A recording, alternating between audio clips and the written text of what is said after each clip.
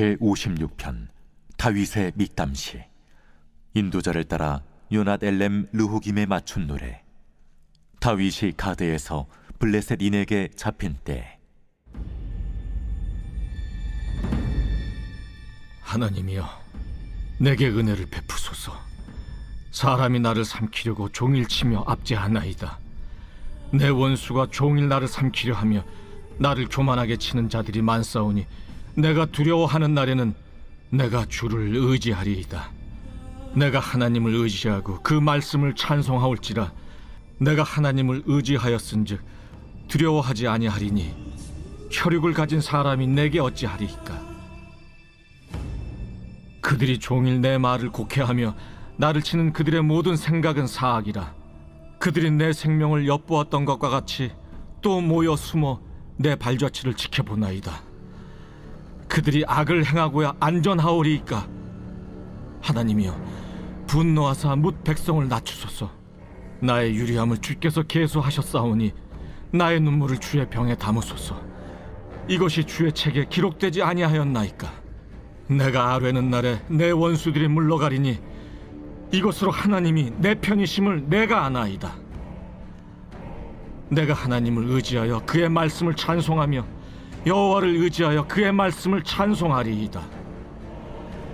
내가 하나님을 의지하였은즉 두려워하지 아니하리니 사람이 내게 어찌하리이까. 하나님이여, 내가 주께 서원함이 있사온즉 내가 감사제를 주께 드리리니 주께서 내 생명을 사망에서 건지셨습니다. 주께서 나로 하나님 앞 생명의 빛에 다니게 하시려고 실족하지 아니하게 하지 아니하셨나이까.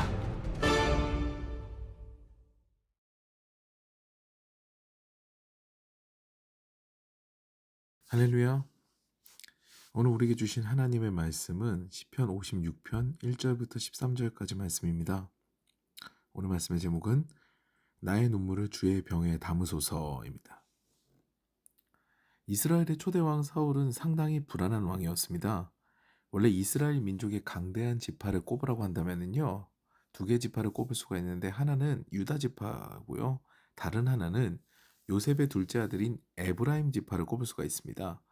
두 지파는요, 야곱의 예언과 같이 이스라엘의 두 축이 되어서 상당한 지도적 역할을 하게 되죠. 훗날 북이스라엘과 남유다로 나뉠 때도요, 북이스라엘의 중심 지파는 에브라임 지파가 되고요, 남유다의 중심 지파는 유다 지파가 됩니다. 그런데 이스라엘의 초대 왕 사울은요, 이 강대한 두 지파 출신이 아닙니다. 그는 미약한 베냐민 지파 사람이죠. 가뜩이나 베냐민은요, 사사 시절에 멸망할 뻔한 그런 지파였습니다. 레위인의 첩을 잔인하게 죽인 사건으로 인해서 거의 멸절 직전까지 갔던 지파예요. 이스라엘 민족은요, 자기들만 족장 체제, 즉 사사 체계를 갖고 있으니까 다른 민족이 왕을 중심으로 힘을 갖는 것이 두려워집니다. 그래서 마지막 사사인 사무엘을 찾아가서 왕을 세워달라고 하죠. 이때 세워진 왕이 사울인데요, 하나님께서 선택하신 왕은 사울이었습니다. 그런데 앞서 말씀드렸듯이 베냐민 지파는 상당히 미약하거든요. 그 미약한 베냐민 지파 출신이 갑자기 왕이 되니까 힘이 센 다른 지파의 견제도 견제였지만 사울 자신도요, 늘 자신을 돌아봤을 때 입지가 불안한 거예요. 그래서 늘 왕으로서 드러나는 일에 굉장히 힘을 씁니다. 그저 하나님을 신뢰했기만 했으면요, 그의 왕권은 굳건했을 텐데 그는 몇 가지 실책을 저지름으로 왕의 자리에서 쫓겨날 것을 예언받게 되죠. 이에 사울은요, 직감적으로 깨닫습니다. 느끼게 돼요. 아, 나 다음은 다윗이구나. 저 녀석이 없어야 나의 왕권이 공교해지겠구나. 이렇게 생각을 하는 거죠. 그래서 사위이자 용사인 다윗을 죽이려고 평생 애를 씁니다. 이에 다윗은요, 길고 지루한 도망자의 삶을 살게 되죠. 오죽 사울이 괴롭혔으면요, 다윗은 적국인 블레셋으로 도망갑니다. 그것도 자기가 소년 시절에 죽인 용사 골리앗의 고향인 가드로 도망가죠. 그런데요, 용사 다윗이에요. 사람들 중 당연히 알아보는 자가 있었겠죠. 그래서 다윗은요, 압송되어서 가드왕 아기스 앞에 서게 됩니다. 오늘 시는 이때 이 시기에 지어진 것으로 알려져 있습니다. 이 시의 표제는 다윗의 시, 다윗이 가드에서 블레셋 사람들에게 붙잡혔을 때이죠. 장인어른이자 사랑하는 조국의 왕이 자기를 죽이려 합니다. 사울이 계속 죽이려고 그래요. 겨우 도망쳐서 어쩔 수 없이 적국으로 왔는데 여기도 발붙일 곳이 없습니다. 예수께서 말씀하신 그대로예요. 인자가 머리 둘 곳이 없는 그 상황이 된 겁니다. 그래서 다윗은 자신의 이 상황을 하나님께 정직하게 아뢰므로 오늘 시를 시작합니다. 1절 말씀입니다. 하나님이여 내게 은혜를 베푸소서 사람이 나를 삼키려고 종일 치며 압제하나이다. 이것을 메시지 성경으로 보게 되면 더 선명하게 다가오는데요. 하나님, 내 편이 되어 주소서. 사람들에게 이리저리 차이고 날마다 짓밟히는 이 몸입니다. 얼마나 여기저기서 치였으면, 그렇게 차였으면 이런 마음이 들까요? 우리도 인생에서 이런 때를 맞이할 때가 있지요. 직장에서 힘들고, 집에서 분쟁이 나고, 그리고 다른 관계들 가운데서 어려움을 겪으면요. 정말 머리 둘 곳이 없습니다. 어느 곳에 있어도 가시방석일 때가 있어요. 피할 곳이 도무지 보이지가 않아요. 이럴 때 우리는 어떻게 해야 할까요? 다윗은요, 이때 하나님을 찾습니다. 도저히 자신이 해결할 수 없는 진퇴양난의 덫에 걸렸으니까요. 오직 하나님께 의지할 수밖에 없는 거예요. 그게 지혜로운 거죠. 그의 다짐은요. 3절 4절에 드러납니다.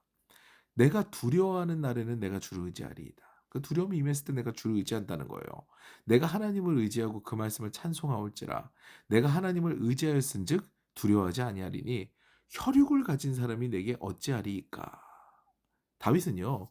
하나님을 향한 신뢰를 스스로 굳건하게 합니다. 지금 상황은 상당히 절망적이거든요. 이때 신앙의 렌즈를 탁 장착하는 거예요. 여기서 사람이라는 단어는요. 히브리어로 바사르라고 합니다. 뜻은요. 너무 놀랍게도 그저 살덩이란 뜻이에요.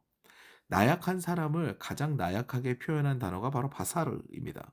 감히 하나님과 다른 살덩이에 불과한 사람들입니다. 굉장히 두렵게 보이지만 신앙의 렌즈를 탁 찼더니 나를 죽이려고 하는 저 사람들은 정말 살덩이에 불과합니다. 저는 하나님을 두려워하지 이 살덩이를 두려워하지 않겠습니다. 라는 의지적 표현을 보이는 거죠.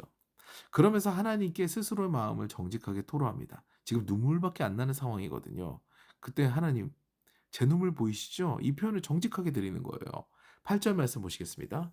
나의 유리함을 주께서 계수하셨사오니 나의 눈물을 주의 병에 담으소서 이것이 주의 책에 기록되지 아니하였나이까. 제가 이리저리 떠도른 거 이리 치이고 저리 치이고 정말 머리 둘 곳이 없는 거 하나님 아시죠? 내가 눈물 흘리는 거 주님은 다 갖고 계시죠? 이 답답한 마음을 토로하는 겁니다. 우리도 이렇게 상한 심령으로 주님 앞에 나와서 하염없이 눈물만 흘릴 때 주님은요. 우리의 눈물을 병에 담으십니다. 한 방울도 허투루 흘리지 않으세요. 다 아시죠? 내가 다 안다. 이 말씀이 내 마음 가운데 부딪힐 때 우리는 비로소 소망을 꿈꾸게 되는 겁니다. 그 소망에 싹이 트게 되는 거예요. 이 시는요, 전형적인 개인 탄원시의 형식입니다. 마지막은 탄원시가 늘 그렇듯 상황과 상관없이, 환경과 상관없이 하나님을 찬양하고 하나님의 역사를 높이면서 끝이 납니다. 다윗 역시요, 주께서 나를 사망에서 생명으로 건지셨습니다. 라고 고백하면서 이 시를 마무리합니다. 이후 다윗은요, 가드왕에게서 생명을 건졌을까요? 다윗이 평생 싫어하는 존재가 두 가지 있었다고 합니다. 이게 탈무드에 나오는 이야기인데요. 하나는 검이요. 다른 하나는 미친 사람이라고 합니다. 그런데 가드와 아기스에게 붙잡혔을 때요. 얼마나 급박해요. 죽을 수 있잖아요. 너 골리앗 죽인 자지. 그럼 너 잘 왔다. 너 어디 호랑이의 굴로 들어왔냐. 너 죽음을 면치 못할 거다. 이런 상황이 될 수 있는 거거든요. 그래서 다윗은요. 미친 척합니다. 침을 질질 흘리고 막 헛소리하는 거죠. 가드왕 아기스가 봤을 때 얼마나 미친 사람처럼 보였으면요. 그는 신하들에게 한심한 눈초리를 보내면서 이 가드왕 아기스는 이렇게 이야기합니다. 야, 내 왕국에 미친 사람이 부족해서 이 녀석을 잡아서 내 앞에서 미친 짓 하게 하냐? 당장 끌어내라 그런 거죠. 그래서 다윗은요. 이 절체절명의 위기에서 살아나게 되고 후에 미친 사람도 존중하게 되었다고 합니다. 사랑하는 여러분, 진퇴양난, 절체절명의 위기에서 우리는요, 하나님께서 우리의 편이심을 기억해야 됩니다. 어디 머리 둘 곳이 없이 외롭고 힘든 지경에 이르면요, 그때 꼭 하나님을 생각해야 돼요. 그리고 그 상한 심령을 붙들고요, 주님 앞에 나오시길 바랍니다. 주님은요, 우리의 눈물, 그 흘리는 눈물을 한 방울도 허투루 보지 않으세요. 병에 담으시고요, 꼭 보관하시며 그 눈물에 대한 값을 우리에게 치르시는 분입니다. 우리를 회복시키시는 분이에요. 그 주님으로요, 오늘도 새 힘을 얻는 하루를 보내는 저 여러분 되시기를 주님의 이름으로 축원합니다.